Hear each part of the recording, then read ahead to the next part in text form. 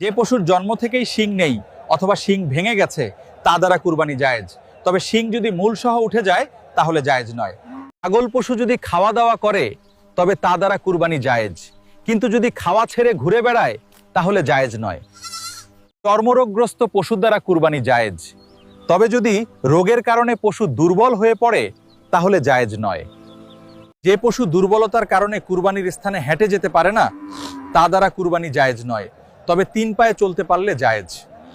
যে পশুর জন্ম থেকেই কান নেই বা ছোট কান তা দ্বারা কুরবানি জায়েজ। যে পশুর 1/3 বেশি কান বা লেজ কাটা, চোখ নষ্ট অথবা অধিকাংশ দাঁত নেই তা দ্বারা কুরবানি জায়েজ নয়। যে পশু জন্ম থেকেই 1 অন্ডকোষ বিশিষ্ট বা যৌনভাবে অক্ষম তা দ্বারা কুরবানি জায়েজ। যে পশুর অধিকাংশ দাঁত নেই তা দ্বারা কুরবানি জায়েজ নয়, অধিকাংশ দাঁত থাকলে জায়েজ। যে পশুর দুধ শুকিয়ে গেছে বা বাট কাটা তা দ্বারা কুরবানি জায়েজ নয়।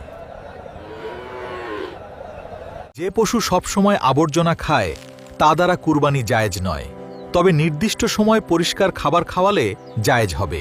বৃদ্ধ বা প্রজনন শক্তি দুর্বল পশু দ্বারা কুরবানি জায়েজ। যে পশুর কানে সামান্য কাটা বা ছোট ছিদ্র আছে তা দ্বারা কুরবানি জায়েজ। কোনো ব্যক্তি ঋণ করে কোরবানি করলে কোরবানি আদায় হয়ে যাবে, কিন্তু কোনো অবস্থাতেই সুদের উপর ঋণ নিয়ে কোরবানি করা যাবে না।